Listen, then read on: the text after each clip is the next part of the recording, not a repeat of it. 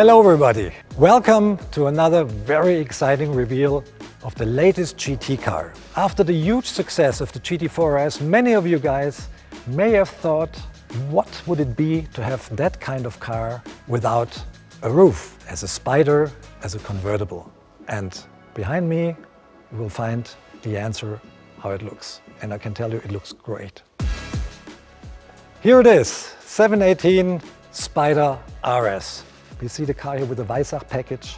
It's a GT4 RS without a roof, but it's a lot more than just a normal coupe with a chopped off roof. It is way more. There's so much technology in this car. There's so many modifications. I think it's the best open air festival a GT car can offer. And we're very proud to be able to present that car right now. So now let's take a look at the car.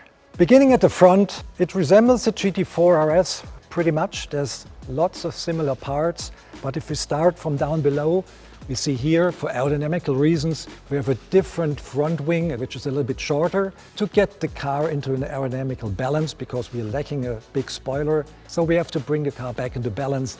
We're doing this with a different front lip, with lots of different underbody modifications, which gives us the right amount of downforce on the car that is perfectly in balance with the rear. If we look at the car here, we have carbon fiber parts everywhere. The hood is carbon fiber, the front fenders are carbon fiber. We have these big nostrils here to get air out of the wheel wells. The wind frame is narrower than on a GT4 RS, Spyder-like, to give it a low profile. You sit deep into the car. What definitely stands out at first sight is the intake system of the car, which is located here on both sides, very near to the co-driver's and driver's head, very near to its ears, making a wonderful induction noise music almost. We call it our music boxes here. All the air that is entering through this system here reaches the engine, which is a flat 6, 4-liter, 9,000 RPM and 500 horsepower engine. Exactly the same engine that we have in the GT4 RS, in the GT3 and in the GT3 Cup race car. And if we proceed to the backside of the car, we see this beautiful ducktail here. Everybody loves ducktails, so do we. Although this is almost a swan tail. It's really huge and it's necessary to keep the balance of the car in cooperation with the modifications we did to the front. We could achieve a zero lift situation even on an open car. Normally, an open car always has a lot of lift at speed. This one hasn't. This is perfectly neutral. A point that stands out for me, and an open car is even lighter than its coupe sibling. This car, at 1,410 kilos in its lightest possible spec, is even lighter than a GT4 RS. And if you leave away the top, and we come to the top later, it's even less, so you end up at 1,402 kilos with a topped-off tank. This is unparalleled before, and if you drive the car, even from the standstill, from the parking lot, you feel immediately the agility, the lightweight feeling the car offers, and this is so much fun, even if you're not at speed. And now let's have a look at these beautiful wheels. I love the design, so lightweight, and I'm a wheel freak, to be honest. I like silver wheels a lot.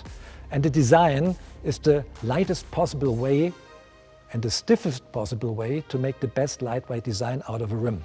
So it's not because we think it's beautiful, it's purely functional, and it's very much leaned on the design of the wheel from the race car RS Spyder on the Spyder RS. On the front, we see it as well, the car has a very wide stance, so we were trying to fit as much tire underneath the car as possible to give it the best grip and the biggest contact patch. The suspension features the latest technology dampers, PASM system, is a little bit softer sprung than the GT4 RS, so we adapted a little bit to the main use of the car. The main use is enjoy the car on legal roads, up and down the mountains, on curvy backcountry roads. This is exactly how we set that car up, and it works brilliantly. The interior. Race bucket seats come standard. The inserts are either red or Arctic grey. We see the red version here, which was very hot, to this more cool exterior color. Very good match. We see a lot of components clad in microfiber, in race tags. Even the dashboard, if you opt for the Weissach package, is engulfed in race tags.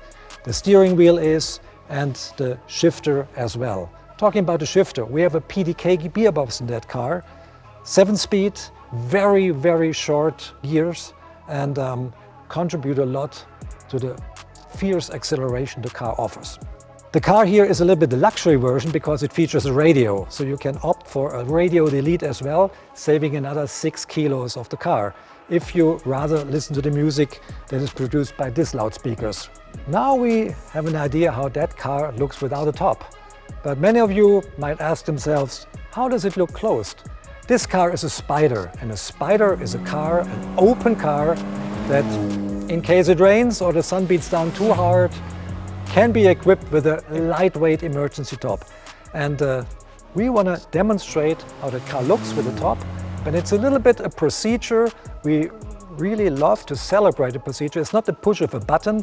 We want a lightweight, really lightweight top here, and it's 16 kilos lighter than the top of a Boxster. Let me introduce Markus Atz, my good colleague here. He was the project manager of this car, and he knows this car at least as good as I do. And he will give me a hand demonstrating how to put up the top. You can do it on your own, no problem. Everybody can do it with a little bit of practice in about 2 minutes. Okay, Markus, let's hit it. First thing, we open the rear lid. You do that for me, please, or we can do it together. Next step, take out the top, which is super light. Look at this thing. It is, I think it's 6 kilos. We can attach it here to the window frame, and everything is manual here. No electrical gizmos. Front part attached, that was step 1. Step 2 is unfold the canvas. Attach it. We see these cables here. That is step 3. Ensure there's enough tension in the cables. So we hook them up on both sides. Then we close. Step 4. The lid. We're almost done. We pull that little thingy here to get out the sled here. Attach the back end and just apply some pressure, clicking in. And here we see the 50% open, or rather the 50% closed version. Markus, thank you very much for helping me. So I think that wraps it up. The 718 Spyder RS. I think it will make a great impression on you when you see one in the flesh. Thank you for your attention.